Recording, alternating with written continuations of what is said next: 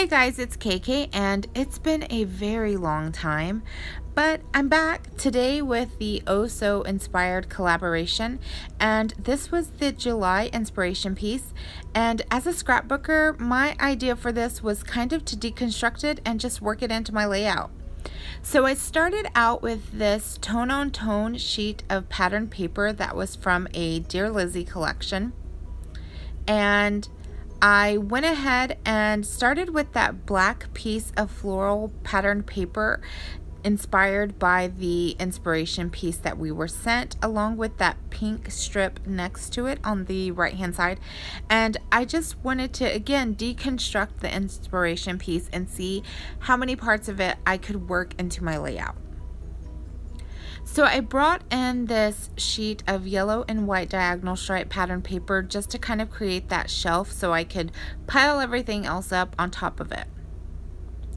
And I was struggling a bit off camera trying to get everything straight, and it just wasn't working out for me. So I decide that these next couple of layers that I'm going to adhere are going to be a bit wonky, because that way if anything else is kind of crooked, it won't be so obvious.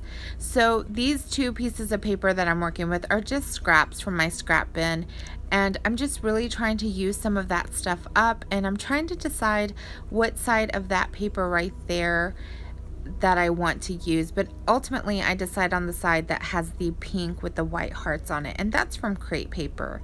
And again, it's just a scrap that I had and I've had for a while. That green and white pattern paper is actually from a 6x6 pad that was from American Crafts, and I think it was just called something like Spring, and I think I might have got it at Target or somewhere like that. So like I said, these next couple of layers are going to be just a little bit wonky, just in case everything else is a bit off. It doesn't look so off, if that makes sense. So I'm using those two papers for mats, and I'm going to adhere my photograph. Now the photograph is the one thing that I do want to get straight, so I'm going to use my T-squared ruler right there just to see if I can make sure that it's straight, because like I said, I don't know why, but I just don't want the photograph to be crooked, because I kind of want that to be the one thing that's perfectly straight. Now that I've got that down, I'm going back to that inspiration piece, and I'm starting with the foundation. In the inspiration piece, they had that Rolodex card that had some text on it, so I just used a 3x4 Project Life card, and I used some stamps that I received in a Gossamer Blue kit, I think last month or the month before, and I just stamped the sentiments all over the 3x4 card, and then I trimmed it up just to cut off the round corners. Sometimes I like a round corner and sometimes it just doesn't work for me, so I really wish I could find these in a square corner, but they don't make them. Like, I haven't found them anywhere, and they're just white with lines on one side vertically and on the other side horizontally, so they work for whatever direction you want to use.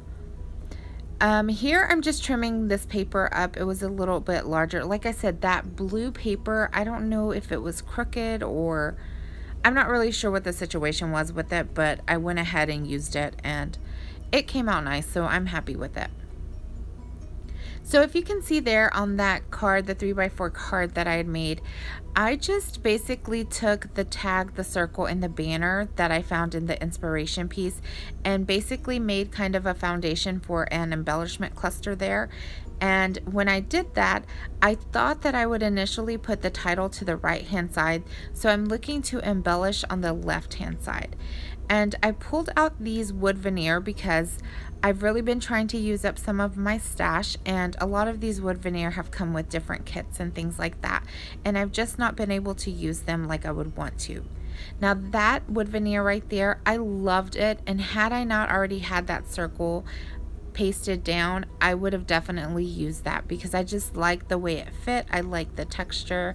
It just really added something, but ultimately I decided that I would keep going and see what other wood veneer I could use, and I'm going to take that off soon. That tab at the top I really liked and I wanted to use it, and I kind of just started pulling some pieces that I would use for my secondary cluster, as this was going to be my largest one down here at the bottom right. And initially I thought that I would again put my title to the right hand side because that's the area that I thought it could go in, and I thought to the left of that embellishment cluster I would do like some enamel dots or maybe some mist or something like that, but ultimately it didn't work out that way. So I'm going to adhere that wood veneer there and start working with these hearts that I've punched out using my Stampin' Up! Heart punch, and I'm just layering them. I'm just trying to create some movement because everything is really I guess geometric, not a lot of movement. There's only that one circle and that very bottom layer. Everything else is very straight lined and very like has sharp edges, and I just wanted to create some softer shapes on the page that would create a little bit of movement for the eye. So here I'm just looking for some more pattern papers, and I'm trying to decide whether I want to repeat the papers that are already on the page or if I want to bring in some other papers and how I can do that. So at this point I haven't brought anything new in. I've just used remnants of the pattern papers that I already have on the page.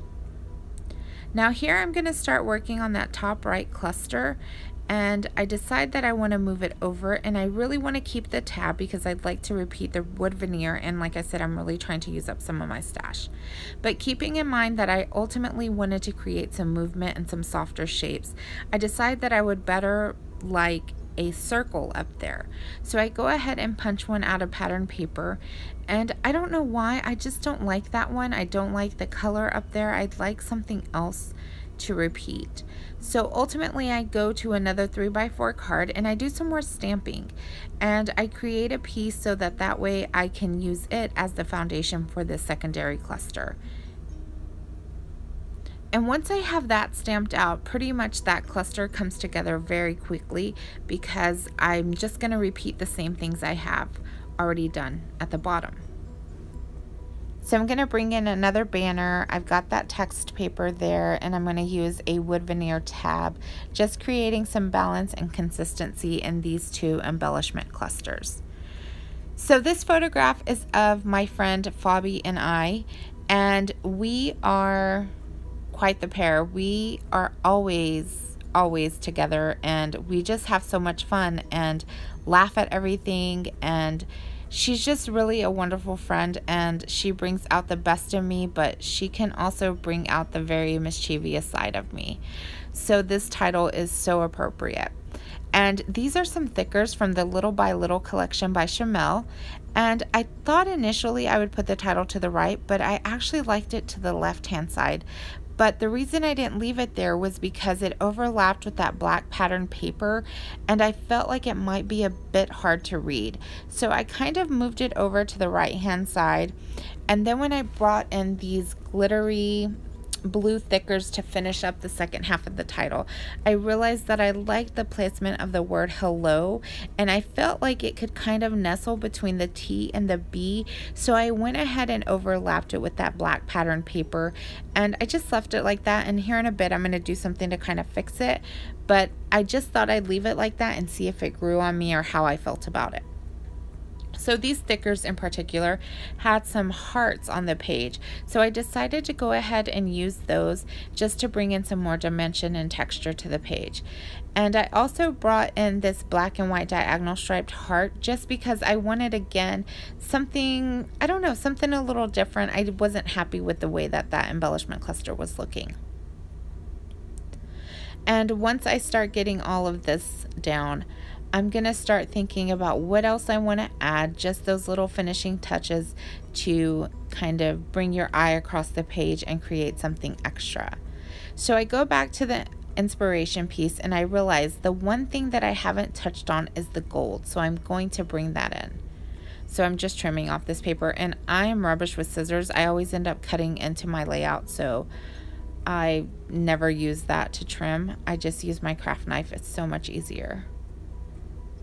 So again, going back to that inspiration piece, one thing that I didn't touch on was the gold. So I'm going to come in with these adhesive sequins that are from, I believe, crepe paper. They were from the Wonder collection, I believe. And I just go ahead and sprinkle them about, and I just, again, I'm creating kind of some movement and creating a line for your eye to follow so you can see all the important bits of the page. At this point, I come back to that spot where the T overlaps with that black pattern paper, and I'm not really happy with it. So I just have that little bitty corner, and what I decide to do is adhere a yellow heart and a sequin over there so that way it kind of breaks it up and makes it pop just a bit more. So that is my finished page. I'm just pointing out right there that that's where I think I'll do my journaling. And I hope that you guys enjoyed. Here are some close-ups, lots of dimension, lots of texture on this page, and I love it. So thank you again, and make sure you check out all of the other ladies and their work. I will link them all down below. I will see you all again very soon, and until then, take care. Bye-bye.